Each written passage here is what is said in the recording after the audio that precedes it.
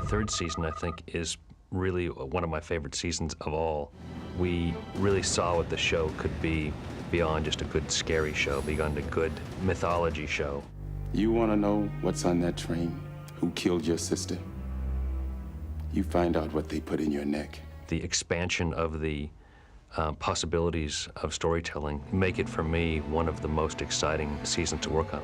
Once we started season 3, scripts started to evolve and things started to get bigger, and Rob Bowman and I started to stretch our wings creatively. It's a whole different experience directing mythology, and I didn't realize it until I did one. I have what you want. Since I did Apocrypha, I always look forward to the mythology episodes. And because we spread them out, 2, 3, 4 a season, I think it's really exciting to know that you're keeping the fans interested, teasing them a little bit. I had gone to an X-Files convention, and this was one of the few times in my career on the X-Files this has happened. Somebody asked me about Scully's sister, Melissa, who had been murdered at the beginning of that season, and what was going to happen with that. And it occurred to me we had not followed up the emotional consequence for Scully of losing her sister. We dealt with it, in that hour when the sister died at the beginning of the season, but we hadn't touched on it since. Are you Luis Cardinal? Please. Are you the man that shot my sister? Please don't kill me. You shot my sister! Please, I can tell you. Tell me! I can't tell you. Tell I me! can't tell you what you want. You want Kryche. So this was actually an X-Files convention in Minneapolis. On the flight back, the story for Piper Maru started to come to me, and I had no paper, I just had a pen. And I took the airline magazine and I started writing all over it and in the margins around the ads. And by the time the plane landed in Los Angeles, I basically had the entire story. Feel better? Like a new man. Piper Maru that's another one that's just like where the creepiness factor is pretty high. One of the things we had to do is we had to have something in the eyes that kind of looked like it was really there, but at the same time looked, really disturbing and really creepy. And then we put them digitally on the surface of the cornea. And we actually move them in such a way that, it's like, the sense you get with floaters in your eye, how they kind of move this way and then they stop and they kind of drift back the other way. We actually made the oil goop move that way. So when he or she blinked, it would follow the blink and then keep going, with a lag in it, as if it's really a liquid, it's really a fluid. It's incredibly creepy. I mean, it creeps me out now, still looking at it. Ask any writer on the show, I guarantee you, and they'll say the hardest scene in the story is Mulder and Scully's first scene in Act 1, because that's where they have to come together on a case, yet they have to be at odds. She has a scientific point of view, he has a paranormal point of view. It's a very difficult thing to do. It's deceptively simple when you see it, and it works very well. But that was my big challenge, and it's still hard. I think it's pretty clear this is some kind of a horrific cult or gang retribution killing. Why would he write the character for Ghost on the inside of the crematory oven? I don't know. What about the guards seeing 3 figures that seem to vanish without a trace? So now we're chasing ghosts? Who are you going to call? Ghosts or ancestral spirits have been central to Chinese spiritual life for centuries. So you're saying that the ancestral spirits pushed Johnny Lowe into the oven and turned on the gas? Well, I would sure teach him to respect his elders, wouldn't it? Scully does have a very unique vocabulary, and I gotta say we have a full-time researcher who helps us with a lot of that, and I'm always amazed that Jillian can get those lines out. In fact, it's sometimes fun when you write them, because you can throw in as many syllables as you can think of or find in the books, and poor Jillian's got to go out there and actually make them sound like they make sense, and she's great at it. Hang on, this is odd. His blood test showed acute hypokalemia. Yeah, what is that? It's a severe chemical imbalance characterized by high sodium and low potassium levels. Straining too forcefully is very common causation for bursting a brain aneurysm. What did this turn out to be? It's organic, mostly hydrochloric acid, similar to what is secreted by the gastric mucosa. There's a line in the episode Paperclip where Assistant Director Walter Skinner finally has taken enough from the cigarette-smoking man, and during a very tense exchange between them, he says, This is where you pucker up and kiss my ass. it was a new high or low. I'm not sure how you want to look at it for the show. Now listen, you listen to me, you son of a bitch. This man's name is Albert Hostine. You should remember that. Because if Agents Mulder and Scully come down with so much as a case of the flu, Albert is prepared to recite chapter and verse, file for file, everything on your precious tape. When I first read it, I was really happy that they, that Chris had written it like this, and I thought it was a very important moment for Skinner. He had never been that aggressive, and he had never stated his feelings or certainly called somebody out on the carpet like that. And it was, I think, a chance for that character to sort of move into a new area and grow in a way that I think he continues to. 731 follows Nisai. The episode has a great endgame. You see that Stephen Williams, Mr. X, the meanest, nastiest, most lethal killer on the planet, has got Agent Mulder in his arms walking away from the train, and in the background, fabulous David Gautier explosion of the train car.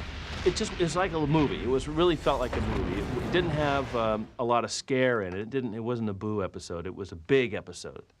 And the end of this story is that Chris Carter saw my cut and called me at home and said, I just watched your cut of 731, and I just want you to know that I would be really thrilled if you direct the movie for me. And, well, I guess you must have really liked it. I ain't ever gonna love another man. Gotta go now. I'd done some research on death row. I wanted to do a story about a man who is, whether or not he's innocent or guilty going into death row, is treated horribly while in prison and comes back to avenge that treatment. How many names are on the list? 5. Just like Nick said. So you knew those 2 guards were going to be murdered? I knew they're on the list, yeah. The list was really about a man who was reincarnated as a fly, so maggots were all important to the trail of evidence. I'd never worked with maggots before. I'd, of course, like most people, come into contact with them in the garbage can, unexpectedly several times. But we actually had to have a wrangler come in with maggots and dump them onto an extra who sat there and let those maggots crawl all over him. It's actually one of the most disgusting images that I've ever been a part of on a set. It's not something you want to do right before or after lunch on a set for people who are, in the future looking to direct maggots, which I would recommend against anyway. We had to end up, for the list, constructing an entire cell block of a prison. There wasn't a prison set or a prison to be used in Canada to shoot in, so here I had I think it ended up becoming a 3-story prison set, which would function on all levels, that I wanted to be able to shoot from every angle possible. What does the place look like? It's a typical 2-story suburban house. Nice carpets, fireplace. Nice kitchen, moving walls. Moving walls? Yeah. They're rippling. Oh, cockroaches. Were the coprophages, of course. That was the episode that saw the introduction of a character known as Bambi. Dr. Berenbaum, USDA, Agricultural Research Service. Well, Dr. Berenbaum, I'm going to have to ask you a few questions. For instance? What's a woman like you doing in a place like this? Originally, Jillian wasn't supposed to do half the show. She had to do publicity for something, and I was told, don't give her much to do for this episode. And that happens on a writing staff. And so that's how I came up with the idea of they're always talking on the phone, because all Jillian's stuff was done in a day. But I needed a romantic kind of jealousy foil for Scully to get nervous about. Bambi also has this theory I've never come across. Who? Dr. Berenbaum. Anyway, Her name is Bambi? Yeah, both her parents were naturalists. Her theory is that UFOs are actually nocturnal insect swarms passing through electrical airfields. Her name is Bambi? There was quite a bit of reaction, I think, on the internet, and some mail, and people who were, from our female fans, were upset that Mulder was interested in anybody other than Dana Scully. Doesn't appear on there.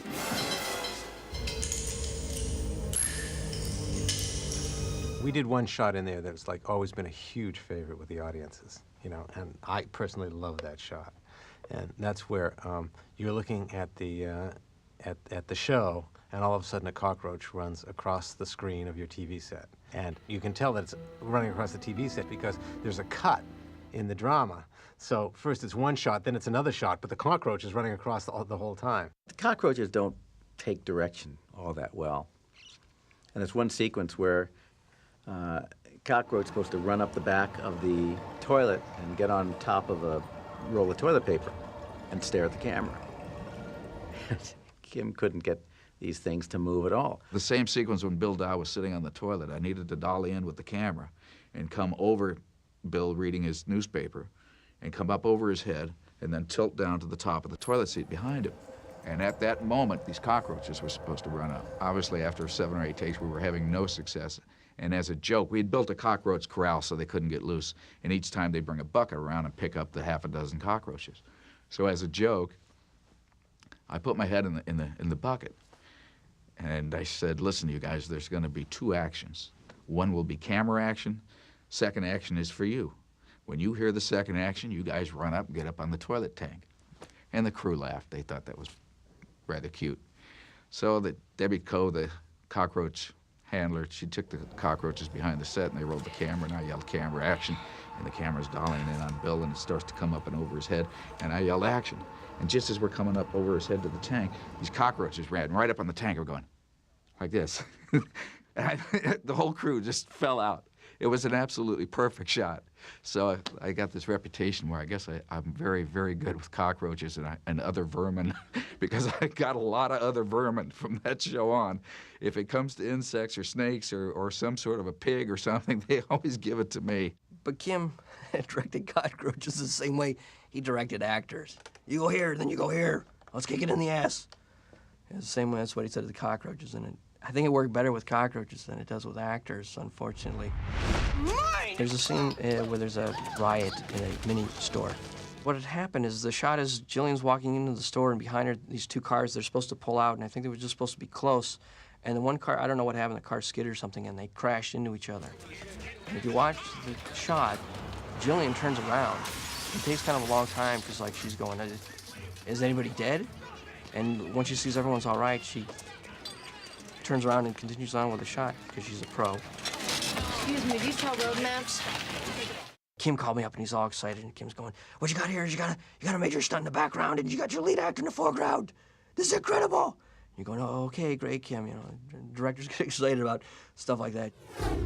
I remember calling Darren Morgan after seeing Clyde Bruckman's Final Repose on the air, and I'd seen it finished previous to that, but when I saw it on the air, it blew me away because it was so good, it was so funny, poignant, a great character piece, terrific performance by Mr. Boyle. It, for me, took the show to a new level. You'll find a woman tomorrow morning by the fat little white Nazi stormtrooper at Glenview Lake. Dealing with the censors was always amusing because it was always so arbitrary what they would allow and disallow. And there's a scene in there when Clyde Bruckman's describing this dream that he has every night where we see the dream and it's him lying in a field and his body just dissolves. What would happen if a body was decaying.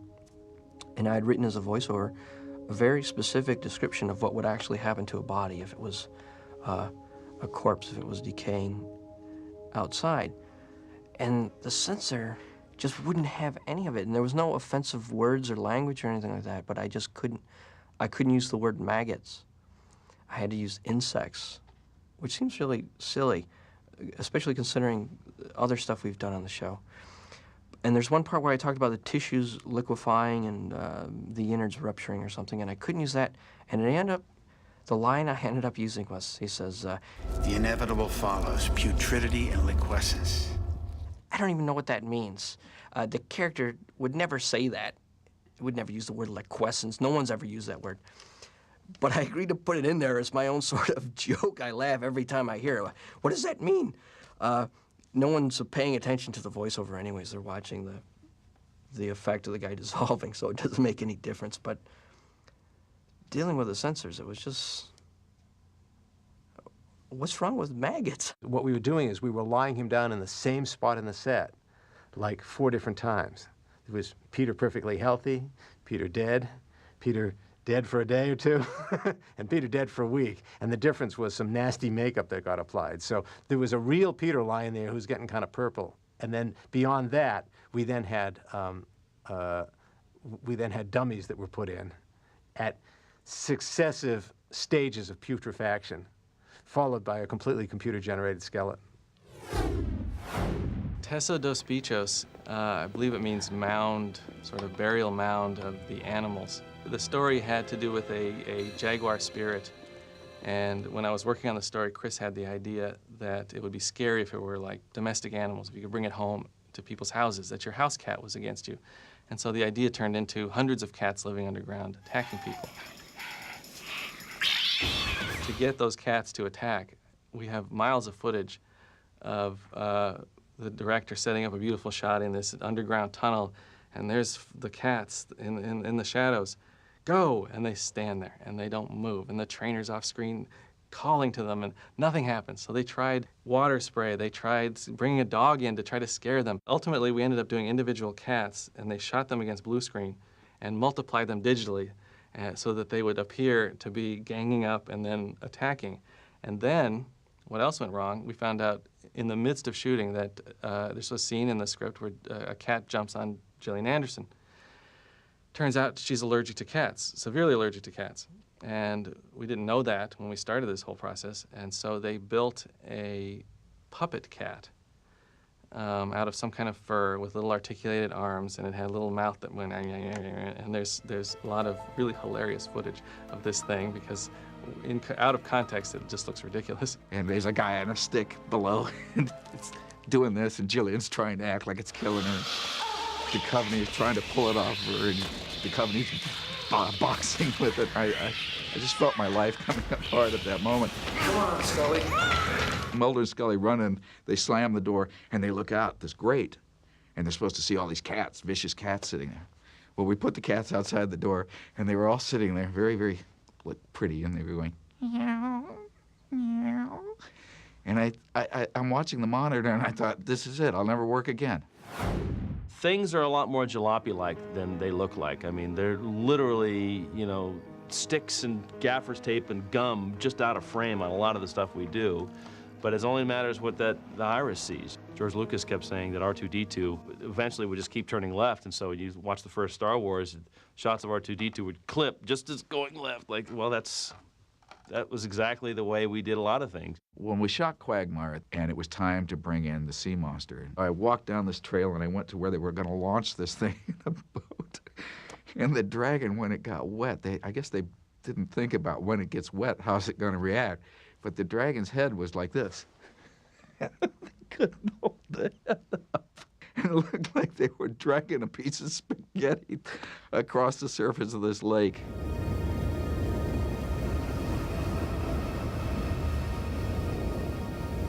The spaceship that is seen out the windows from the inside over Mulder's shoulder is the lighting truss. There's no ship out there. It's the lighting truss, and it's really our stuff. When he runs out onto the top of the hill and he comes out the door and the spaceship goes over him, we took the truss, we turned all the lights down now, vertical, and flew it over David's head. And what they would do is they would build around that truss a CG spaceship. One of the things that we went for was trying to get a lot of different layers to it. So as it moved, you could see the perspective shift. And the idea was to have like boxes within boxes and lights behind the boxes so that you again, you can't quite see what's going on, but you get the sense that there's a lot of stuff going on, but you can't quite see it. Jose Chung was another one that Rob Bowman directed, and I directed like a bunch of second unit, including the famous red Cyclops monster. That was so much fun to do. It really was. We were trying to make it was an homage to Ray Harryhausen, so we tried to make it look like stop-motion animation. This costume had stilts built into it, like really high shoes to make him like look really tall. And it was hard for the guy, you know, and it was also hard to like breathe in, and it was hot. But he was a trooper, and he was swinging at these two like fake aliens, and the fake aliens were like basically just extras who didn't really I mean, they hadn't had a lot of acting experience, and we were trying to get the two of them to relate to each other. And he was supposed to look kind of real but kind of cheesy. And one of the things we did to make him look like stop-motion animation is we shot the camera running very fast and then took out a whole bunch of frames, so he kind of moves in a jerky fashion. Jack, what is that thing? How the hell should I know? When I began the show, the network executives were adamant about wrapping up the show at the end of each episode with the crook, in this case, the paranormal monster behind bars, and we would explain the whole thing for the audience. This is what they wanted, and I kept saying to them, you really do not want to try to explain the unexplained. It's much more interesting and powerful to leave it open, to leave it a question, to leave it mysterious and vague. We resisted it, and I think that's really one of the hallmarks of the show now, is that it doesn't pander.